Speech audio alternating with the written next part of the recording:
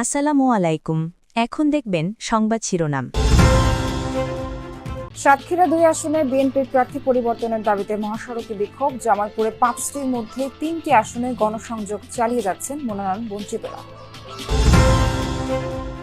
ত্রয়োদশ জাতীয় সংসদ নির্বাচনের চূড়ান্ত ভোটার তালিকা প্রকাশ। ভোট দিতে পারবেন ১২,৭৬,৯৫,১৮৩ জন। হবিগঞ্জের শর্ত অমান্য করে খাল খননের মাটি বিক্রির অভিযোগ। ঠিকাদারের বিরুদ্ধে অনিয়মের প্রতিকার চান স্থানীয়রা। প্রতিষ্ঠার ৪ বছরেও উদ্যোক্তা টানতে পারছেন না চুয়াডাঙ্গার বেসিক শিল্পনগরী। নষ্ট হচ্ছে বিপুল অর্থে গড়ে তোলা অবকাঠামো। এতক্ষণ দেখছিলেন সংবাদ শিরোনাম, এখন দেখবেন বিস্তারিত। সাতক্ষীরা ২ আসনে বিএনপির মনোনয়ন বঞ্চিত আব্দুল আলিমের সমর্থকরা মহাসড়ক অবরোধ করে বিক্ষোভ করেছেন। সকালে সদরের আমতলা মোড়ে সাতক্ষীরা খুলনা মহাসড়ক অবস্থান নেন তারা। এতে বন্ধ হয়ে যায় যান চলাচল। আজকে পরে বহু যানবাহন। বিক্ষোভকারীরা জানান, সাতক্ষীরা ২ আসনে মনোনয়ন দেওয়া হয়েছে বিএনপির বহিষ্কৃত নেতা আব্দুর রউফকে।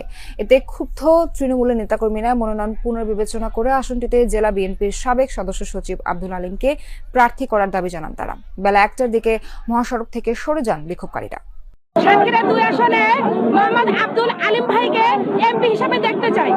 আমরা চাই উনি নমিনেশন পাক। আলিম চেয়ারম্যানকে না দেওয়া ততদিন আমরা আন্দোলন চালাবো ইনশাআল্লাহ। আলিম চেয়ারম্যানকে মনোনয়ন না দেওয়া হয় তাহলে আমরা রাজপথ ছাড়বো না, আমরা আবারও আন্দোলনের কর্মসূচি চালিয়ে যাব। যারা মনে করেছিল বিরোধী দলের লোকজনকে গুম খুন করে ক্ষমতায় চিরদিন টিকে থাকা যায়, তারা এখন নিজেদের পতন দেখছে। এমনটাই মন্তব্য করেছেন বিএনপির সিনিয়র যুগ্ম মহাসচিব রুহুল কবির রিজভী। বগুড়ায় আমরা বিএনপি পরিবারের উদ্যোগে তারেক রহমানের জন্মদিন উপলক্ষে দিনব্যাপী সেবামূলক কর্মসূচিতে অংশ নেন তিনি। রিজভী বলেন, শেখ হাসিনা যখন নিজের পতন দেখল তখন নিজের দলের নেতাকর্মীদের রেখে শুধু আত্মীয় স্বজনকে নিয়ে দেশ ছেড়ে পালিয়ে গেল।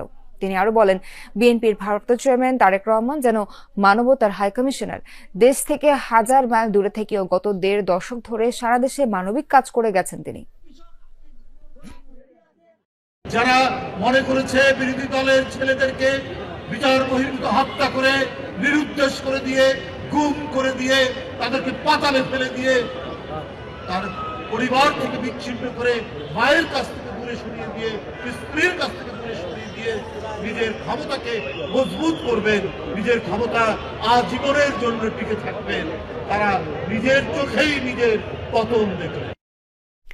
ত্রয়োদশ জাতীয় নির্বাচনের প্রস্তুতি জোরদার করে গণসংযোগ করছে বিএনপির নেতাকর্মীরা। এরই মধ্যে ২৩৭টি আসনে সম্ভাব্য প্রার্থী ঘোষণা করেছে দল। বিষয়টি স্থানীয় রাজনৈতিক মহলে মতবিরোধের পাশাপাশি নেতাকর্মীদের মধ্যে অনিশ্চয়তার সৃষ্টি হয়েছে। তবে সম্ভাব্য শব্দটি থাকায় আসন ভিত্তিকভাবে এখনো আশাবাদী একাধিক প্রার্থী করছেন স্বতন্ত্রভাবে কর্মসূচি। তবে সম্ভাব্য শব্দটি আঞ্চলিক ও কেন্দ্রীয় পর্যায়ে কৌশলী বার্তা হিসেবে দেখা হচ্ছে। জামালপুরের ৫টি আসনের মধ্যে ৩টিতেই মাঠের সক্রিয় মনোনয়ন বঞ্চিতরা। এটাকেই ধরে নিতে হবে যে আমাদের সবচেয়ে অ্যাপ্রোপ্রিয়েট প্রার্থী তালিকা। এর মধ্যেও কিন্তু পরিবর্তন হতে পারে। গত ৩ নভেম্বর সম্ভাব্য প্রার্থীদের নাম ঘোষণা করা হলেও দলের মহাসচিব মির্জা ফখরুল ইসলাম আলমগীরের বক্তব্যে কিছুটা আশান্বিত হন মনোনয়ন বঞ্চিত নেতারা। দেশের বিভিন্ন স্থানে আন্দোলন সংগ্রাম সংঘাত হলেও জামালপুরে মনোনয়ন বঞ্চিতরা স্বতন্ত্রভাবে গণসংযোগ, পথসভা ও প্রচারণা চালাচ্ছেন। জেলার ৫টি আসনের ৩টিতেই বিএনপির রাজনৈতিক চিত্র এখন এমন। বঞ্চিতরা মনে করছেন যোগ্যতা বিবেচনায় অন্তর্ভুক্ত হবে চূড়ান্ত প্রার্থীর তালিকায়। বিশ্বাস রাখতে চাই মেলান্দ মাদারগঞ্জের মানুষ যাকে ধানের শীষের পক্ষে প্রকৃত অর্থেই চায় উনি মনোনয়ন পাবেন। ধানের শীষের পক্ষেই শেষ পর্যন্ত কাজ করতে চাই। দলের স্ট্যান্ডিং কমিটি চাইলে যে কোনো সময় এটা পরিবর্তন আনতে পারে, তো সেই পরিবর্তনের অপেক্ষায় আছি আমরা। দলের সিদ্ধান্তে আমাদের সকলের সিদ্ধান্ত। তৃণমূল পর্যায়ে সাধারণ জনগণ কি চায় এটা একটু ছানবিন করে দেখলে আমার মনে ভালো হতো। এবারে জামালপুর ১ আসন থেকে এম রশিদুজ্জামান মিল্লাত, জামালপুর ২ থেকে সুলতান মাহমুদ বাবু, জামালপুর ৩-এ মোস্তাফিজুর রহমান বাবুল, জামালপুর ৪-এ ফরিদুল কবির তালুকদার শামীম ও জামালপুর ৫ থেকে শাহ মোহাম্মদ ওয়ারিস আলী মামুন দলীয় মনোনয়ন পেয়েছেন। এর মধ্যে জামালপুর ২ আসনে ASM আব্দুল হালিম ও শরীফুল ইসলাম খান ফরহাদ, জামালপুর ৩ আসনে সাদিকুর রহমান সিদ্দিকী শুভ ও AKM এহসানুল হক মঞ্জু, জামালপুর ৪ আসনে সালিমা তালুকদার আরনি আলাদাভাবে ধানের শীষের হয়ে ভোট চেয়ে গণসংযোগ করছেন। দলের এই সিদ্ধান্ত পরিবর্তন না হওয়ার আশাবাদী মনোনীতরা। ঐক্যের সাথে ধানের শীষের জয় আনতে সবার সহায়তা চান তারা।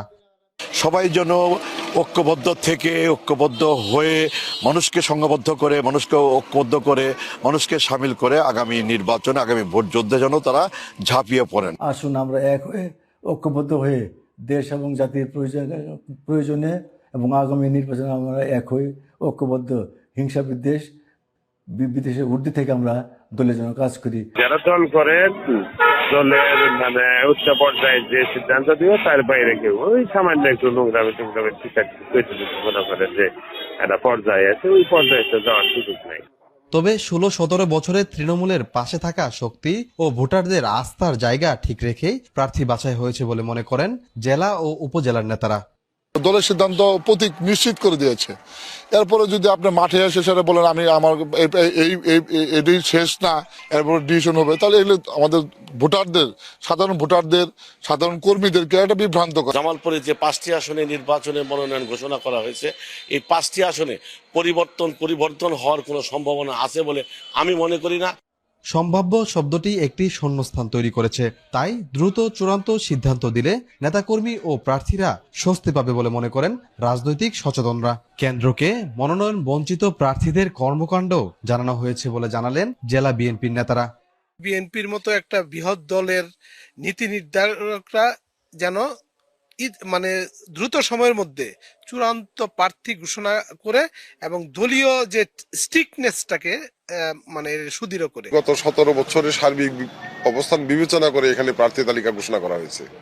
এখানে প্রার্থীর যদি নিতান্ত কোনো অযোগ্যতা প্রমাণিত না হয় তাহলে আমার ধারণা এখানে মনোনয়ন পরিবর্তন হওয়ার কোনো সম্ভাবনা নাই। রংপুর 3 আসনে বিএনপি মনোনীত প্রার্থী শামসুজ্জামান সামুকে ধানের শীষে ভোট দেওয়ার আহ্বান জানিয়ে শোডাউন হয়েছে নগরীতে।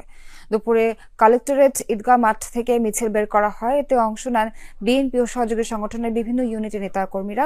নেতৃত্ব দেন দল মনোনীত প্রার্থী ও মহানগর বিএনপির আহ্বায়ক শামসুজ্জামান সামু। ধানের শীষে ভোট দেওয়ার জন্য বিভিন্ন স্লোগান দেন নেতাকর্মীরা। কাচারি বাজার, পুলিশ লাইন্স মোড়, টাউন হল, নগর ভবন সহ বিভিন্ন সড়ক ঘুরে গ্র্যান্ড হোটেল মোড়ে দলীয় কার্যালয়ে গিয়ে শেষ হয় মিছিলটি। এ সময় বিএনপি মনোনীত প্রার্থী বলেন সবাইকে সাথে নিয়ে রংপুরের উন্নয়নে কাজ করতে চান তিনি। আপনারা রংপুরের মানুষ আজকে ধানের শীষে যেভাবে ধানের শীষের পক্ষে এসেছেন, আগামী নির্বাচন না হওয়া পর্যন্ত আপনারা ধানের শীষের পক্ষে থাকবেন এবং ধানের শীষকে বিজয়ী করে এই রংপুরের খেটে খাওয়া মানুষের উন্নয়নের জন্য সহযোগিতা করবেন। ত্রয়োদশ জাতীয় সংসদ নির্বাচনকে সামনে রেখে ভোট দিতে পারবেন 12,76,95,183 জন। নির্বাচন ভবনের নিজ কার্যালয়ের সামনে সাংবাদিকদের চূড়ান্ত এই তথ্য জানান ইসির সিনিয়র সচিব আক্তার আহমেদ। খসড়া তালিকা অনুযায়ী ভোটার ছিল 12,76,12,384 জন।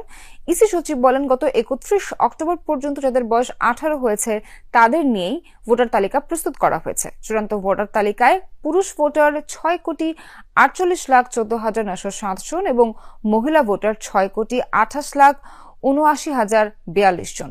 এছাড়া তৃতীয় লিঙ্গের 1,234 জন ভোটার রয়েছেন। ভোটার তালিকা অনুযায়ী পুরুষ ভোটার বৃদ্ধির হার 2